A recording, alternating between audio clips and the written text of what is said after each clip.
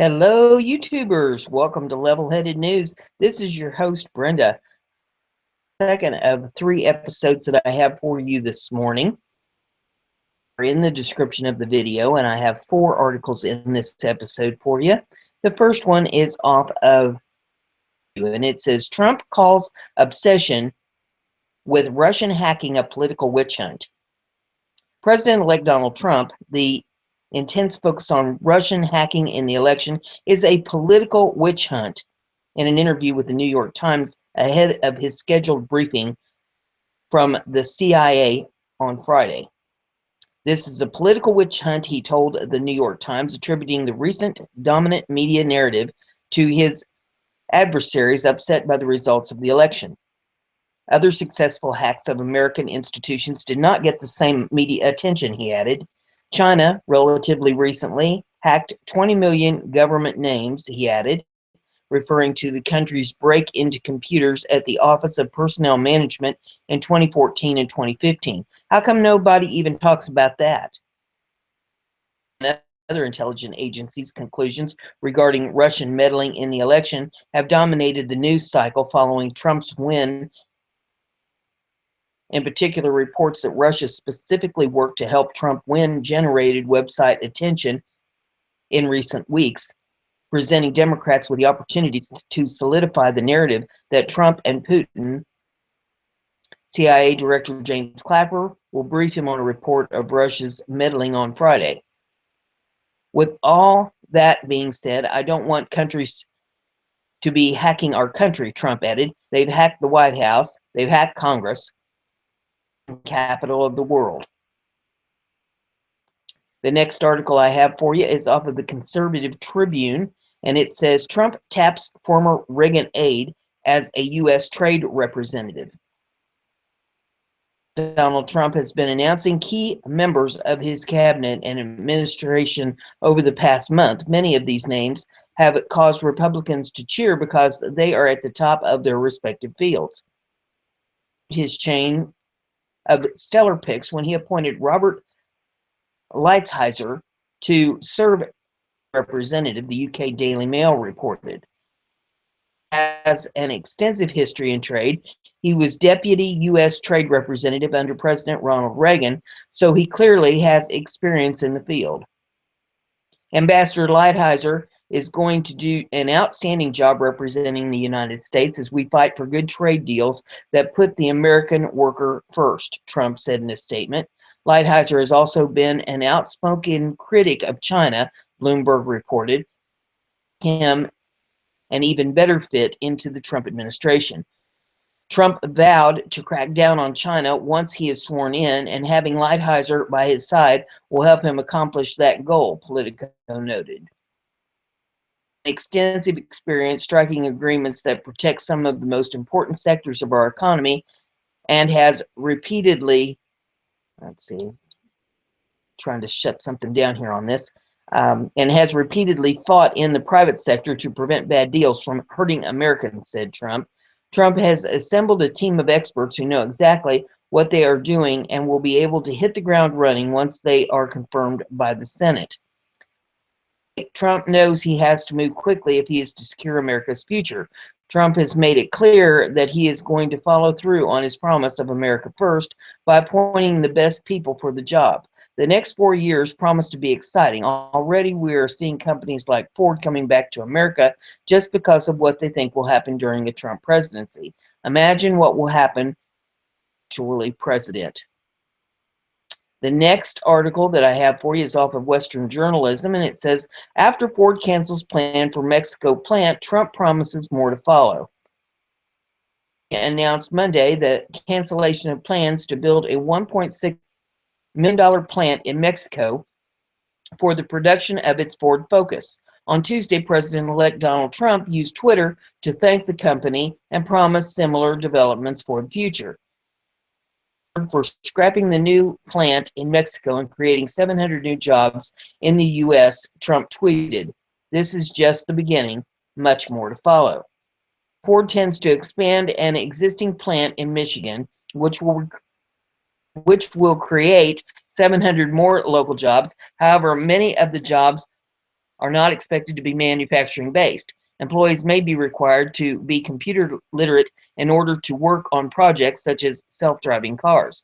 Ford has not disclosed detail on the 700 jobs. Project cancellation. Ford CEO Mark Fields spoke to Fox Business Network's Neil. He noted that the U.S. manufacturing business environment under Trump's administration is positive. And scroll up, there we go. However, Fields noted that much get to come back, there we go. However, Fields noted that there has been no special deal made with himself. All the companies move a vote of confidence. Fields also specified that the reason why the project for the Mexican plant is not going through is because the demand has gone all cars. The Focus is one of Ford's more compact vehicles. Earlier this week, Fields told employees his new target will be electric vehicles.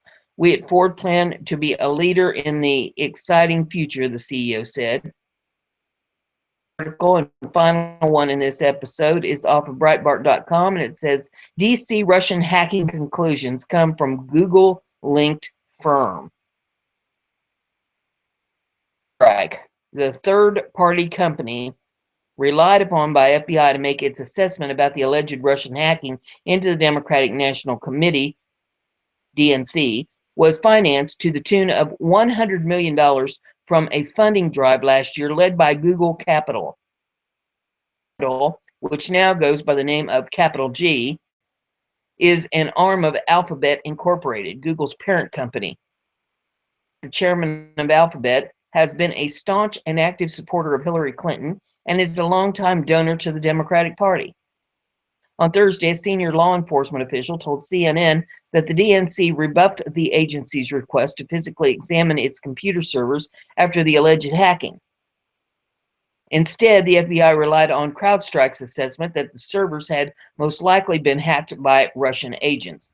The FBI repeatedly stressed to DNC officials the necessity of obtaining direct access to servers, only to be rebuffed until well after the initial compromise had been mitigated.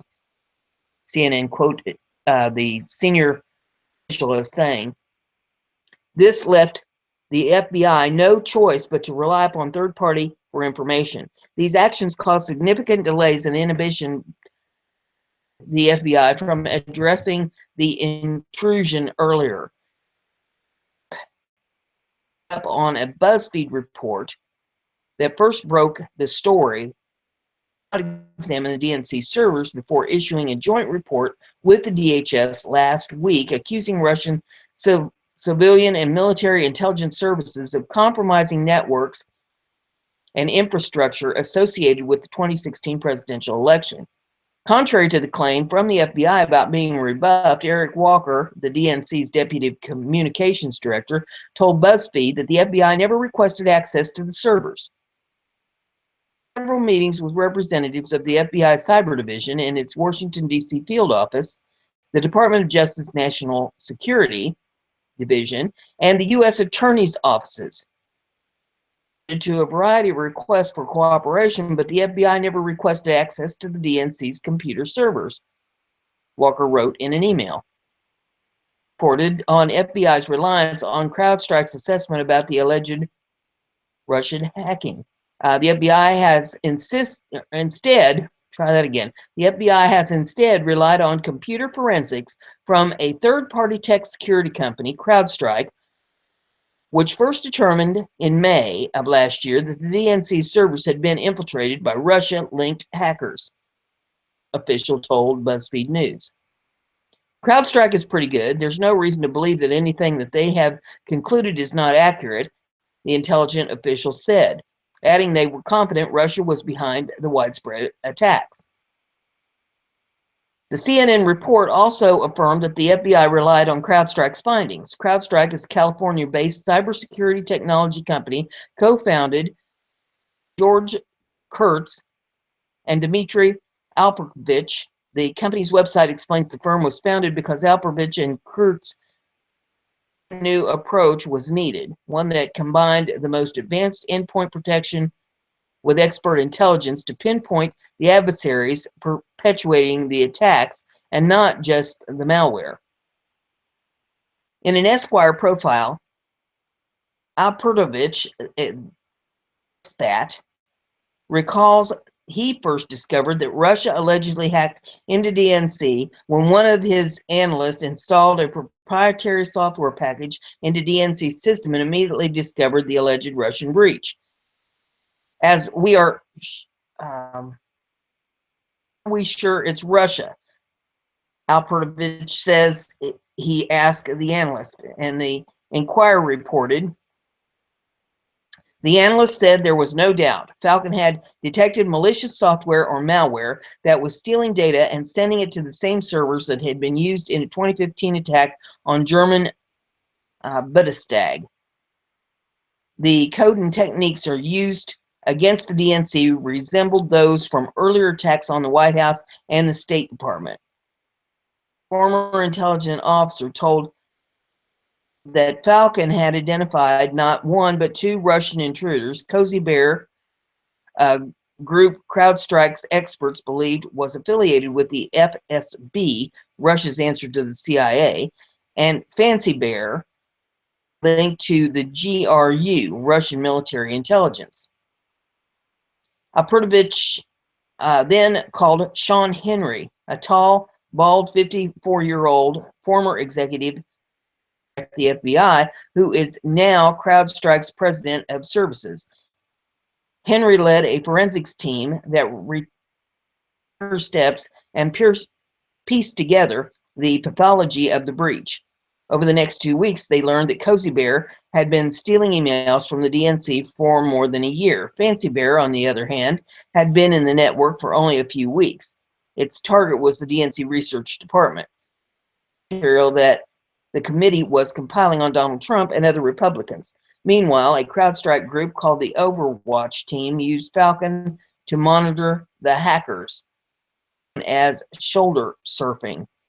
According to the Inquirer story, Alpertovich was surprised when the DNC, which had contracted CrowdStrike for cybersecurity, wanted to go public about the alleged Russian, or I'll try that again, alleged Russian hack, which took place at around the same time Donald Trump was being accused of having a relationship with Russia.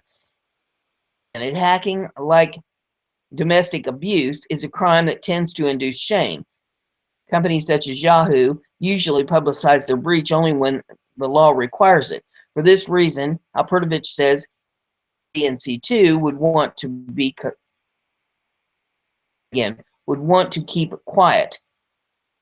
By the time of the hack, however, Donald Trump's relationship to Russia had become an issue in the election. The DNC wanted to go public. At the committee's request, Alpertovich and Henry briefed a report from the Washington Post about the attack. On June 14th, soon after the Post story publicly linked Fancy Bear with the Russian GRU and Cozy Bear with the FSB for the first time, Alpertovich published a detailed blog about the attacks. CrowdStrike advertised on its website that it's proud to have received major funding from some of the world's most prestigious technology providers and investment firms, most prominently Google Capital, which led a $100 million investment in CrowdStrike. It's extremely gratifying to bring a high-caliber investor like Google Capital, which shares our passion for innovation and sees the opportunity to completely transform the security industry, CrowdStrike's co-founder and chief executive officer Kirk said after the company's completion of the financing in July of 2015.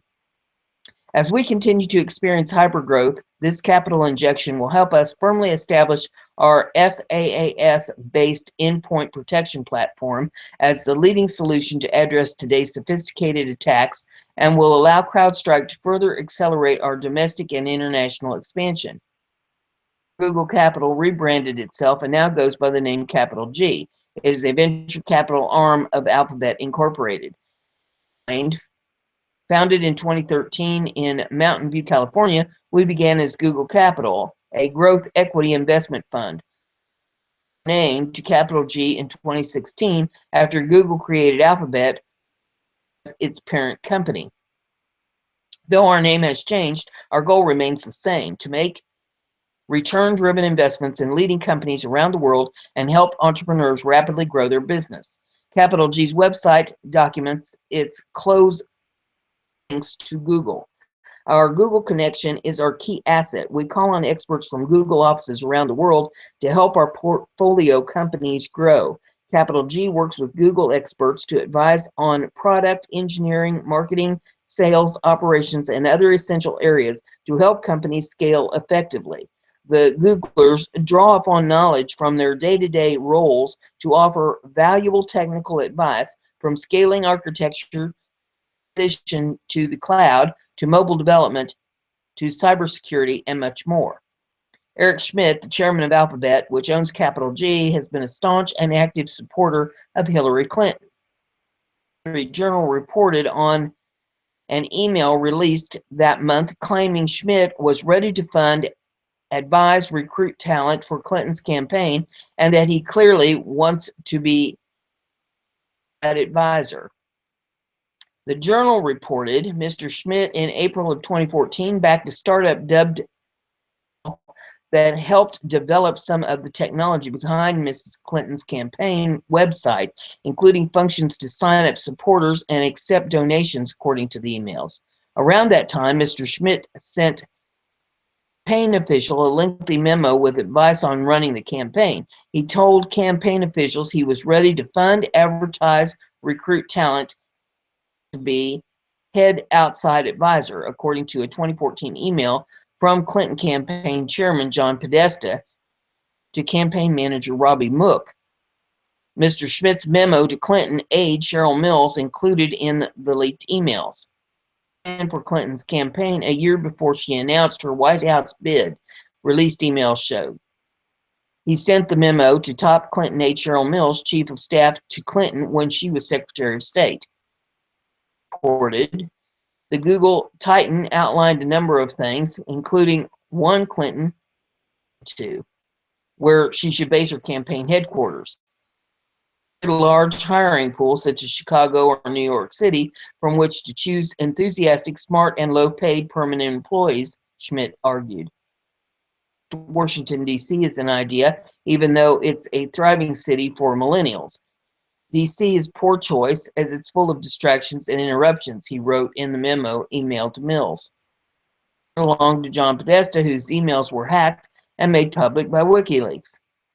Schmidt was spotted at Clinton's mixed election night party wearing a staff badge.